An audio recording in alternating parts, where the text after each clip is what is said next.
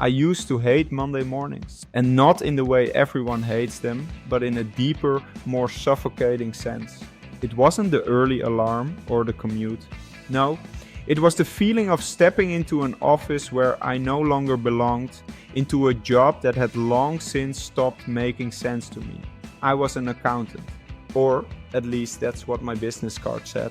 I'd spent nearly a decade stuck behind a desk, crunching numbers that meant nothing to me anymore, surrounded by people who looked just as drained as I felt. There I was, punching in and out, day after day, just to pay the bills, living the safe life I thought I was supposed to want. But the truth was, I hated every second of it. There's this moment when you realize the life you're living isn't the one you imagined for yourself, and when it hit me, it hit hard. I used to have dreams, wild ones. I had passions. But at some point, I got lost in the routine, and that's where the story really begins. This is how I turned it all around, how I took the terrifying leap from a soul-sucking accounting job to a career I truly loved in IT, and how you can do the same. You might think accounting is a good job. For some people, maybe it is. It was stable, predictable, and at times even respectable. But to me, it was a cage, and with each passing year, the walls closed in a little tighter. I remember sitting at my desk one morning, staring at a spreadsheet I'd already reviewed 10 times. My hands hovered over the keyboard, but I couldn't bring myself to type another number. Something inside me snapped, and I felt this overwhelming sense of panic. What am I doing with my life? I thought, for what felt like the 1000th time. You see, I wasn't a bad accountant. I was competent, even good at my job. I hit deadlines, balanced the books, and made sure everything added up just right. But the passion, the drive, the fire that was supposed to push me through the grind of everyday life, that was gone. No, it was worse than gone. It had been buried under years of mundane tasks and forgotten dreams. The truth was, I never really wanted to be an accountant in the first place. I fell into it because it seemed like the safe, responsible choice. There's always a need for accountants, people said. But what they didn't tell me was that I'd end up counting down the days to retirement by the age of 35. The thought of spending another 10, 20 or, God forbid, 30 years doing something I didn't care about terrified me. But I was stuck. I had bills to pay, a mortgage, student loans, and responsibilities. The idea of leaving everything behind to chase some long-forgotten dream seemed reckless, even impossible. I'd been in this career for so long that it felt like it was too late to turn back. But something had to change. I couldn't live like this anymore. That's when it happened. The moment that shifted everything. I was out with a few old friends, one of those rare occasions where we'd all managed to get together after months of scheduling conflicts. We were catching up over drinks, talking about work, life, the usual. One of my friends, Mark, was working in IT. He was going on about a project he'd been working on, describing how he had helped his company transition to a new cloud-based system. As he talked, something lit up inside me. I'd always been a tech enthusiast.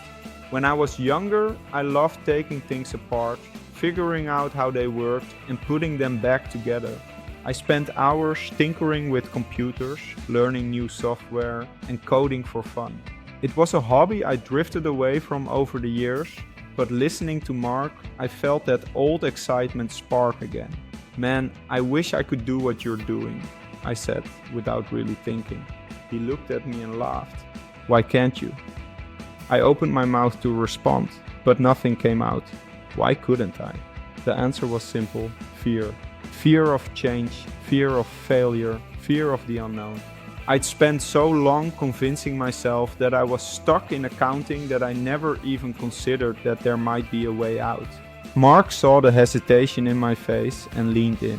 Dude, you don't have to stay where you are. If you're passionate about tech, why aren't you pursuing it? You're good with computers. I've seen you troubleshoot stuff I couldn't figure out.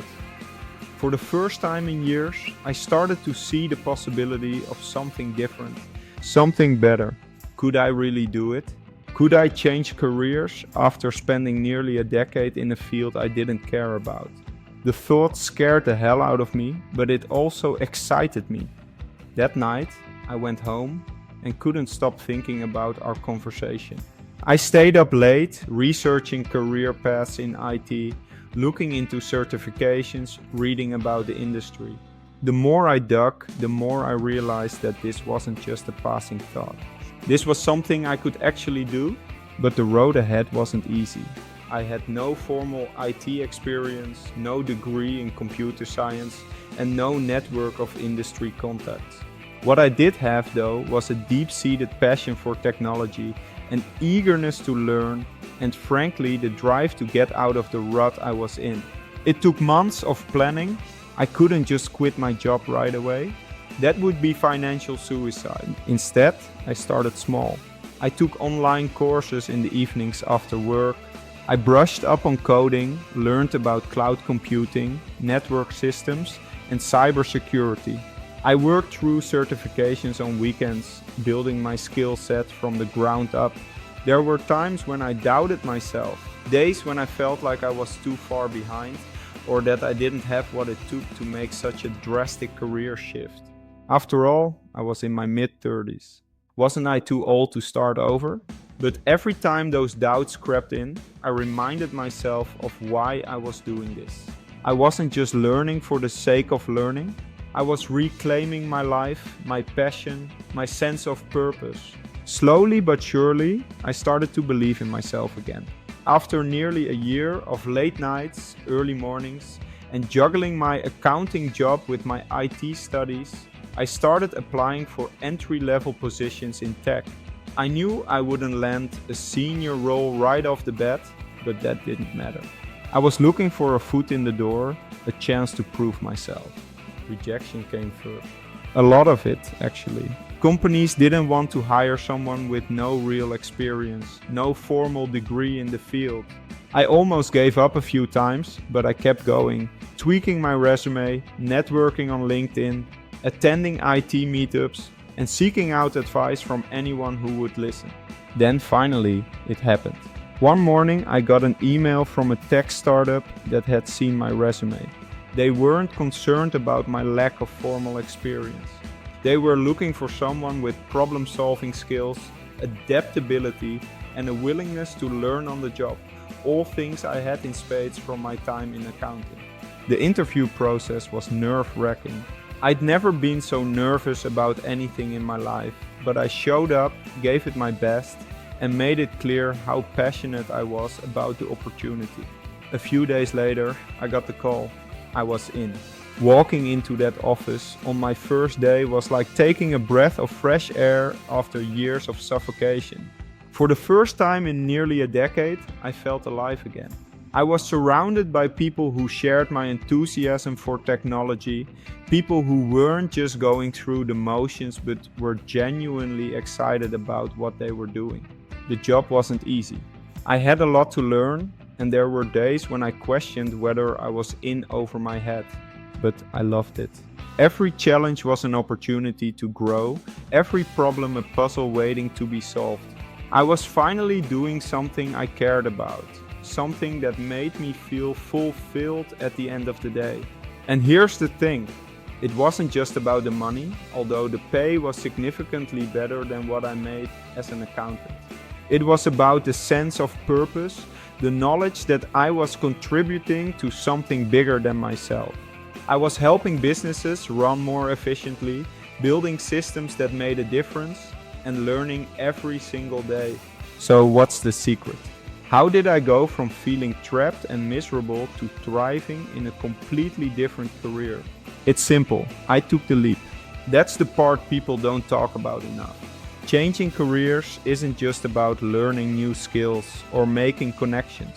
It's about having the courage to step outside your comfort zone, to risk failure, and to pursue what you're truly passionate about. I had to stop telling myself it was too late.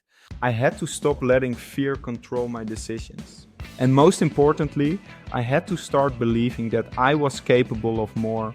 If you're reading this and you're stuck in a career that's draining the life out of you, know that you don't have to stay there. You're not trapped. You're not too old. You're not too inexperienced. If you have the drive, the passion, and the willingness to put in the work, you can make the change. It won't happen overnight and it won't be easy, but it will be worth it. I'm living proof of that. Now, when I wake up on Monday mornings, I don't feel dread, I feel excitement. I'm in a career that challenges me, excites me, and makes me feel alive. And the best part? I know I'm not done growing, I'm just getting started. I'll always be grateful for my years as an accountant because they taught me valuable lessons about discipline, problem solving, and perseverance. But more than anything, they taught me what I didn't want from life. I want to wake up every day knowing that I'm doing something that matters to me, something that lights a fire in my soul. And now, thanks to that one conversation with a friend and the decision to take a risk, I am. So if you're thinking about a career change, if you're stuck in a job that's draining you, my advice is simple: do it. Start today. Learn, grow, and take that leap. You might just find that the life you've always dreamed of is waiting for you on the other side.